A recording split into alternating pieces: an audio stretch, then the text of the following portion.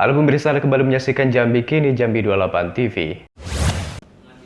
Jenderal Manajer PT Bumi Jambi Kasidi Juanda terdakwa kasus pemalsuan dan penggelapan dalam perusahaan yang dilaporkan oleh istrinya sendiri yakni Eliawati. Rabu siang terdakwa menjalani sidang putusan di Pengadilan Negeri Jambi. Di persidangan, Hakim Ketua Edi Pramono menjatuhi hukuman pidana 2 tahun lebih ringan dari tuntutan jaksa yang menuntutnya selama 4 tahun. Majelis Hakim Pengadilan Negeri Jambi Edi Pramono menjatuhi 2 tahun pidana penjara kepada terdakwa Kasidi Juanda, pengusaha asal Jambi dalam kasus pemalsuan dan penggelapan dalam perusahaan.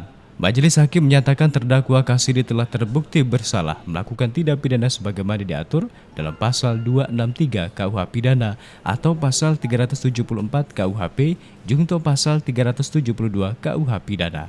Atas vonis majelis hakim tersebut, pihak tergugat Kasidi Juanda melalui kuasa hukumnya Leo Irfan Purban akan mengajukan banding. Mereka menilai tidak puas dengan putusan hakim yang memutuskan hanya 2 tahun penjara atas kliennya tersebut dan dirasa sangat tidak adil.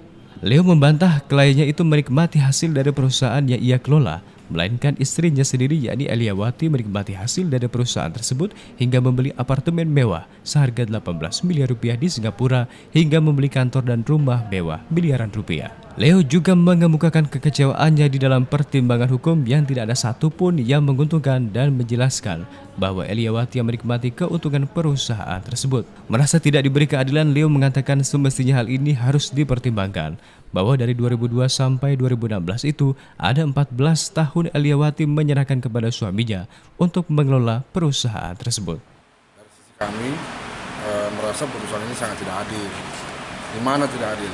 Bahwa Kasidi dituduh memasukkan tanda tangan istrinya. Sementara istrinya menyerahkan semua urusan perusahaan kepada suaminya. Nah, yang menikmati hasil dari usaha ini adalah istrinya juga. Kami kecewanya di mana? Di dalam pertimbangan hukum tidak ada satupun yang menguntungkan kita bahwa si Eliawati ini menikmati semua keuntungan dari perusahaan tersebut. Contoh, dia bisa beli apartemen 18 miliar. Yang dia juga jelas-jelas tadi bilang di persidangan di perkara yang lain, itu dari hasil keuntungan perusahaan.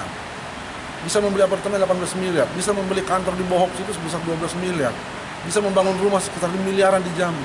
Dia bilang itu semua dari keuntungan perusahaan. Tapi hari ini hakim bilang bahwa Bumi Jambi dirugikan. Nah, kita juga bingung nih. Hakim menggali faktanya dari mana? Di pengadilan tinggi pada sidang banding nanti, Leo berharap hakim akan melihat fakta-fakta yang ada, terutama adalah fakta bahwa Kasidi melakukan tanda tangan atas suruhan istrinya sendiri. Dari Jambi, ANK, Jambi 28 TV.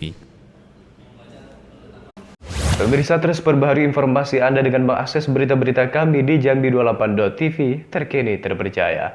Mewakili kerabat kerja saya Agus Solinabar pamit, terima kasih untuk kebersamaan Anda. Sampai jumpa.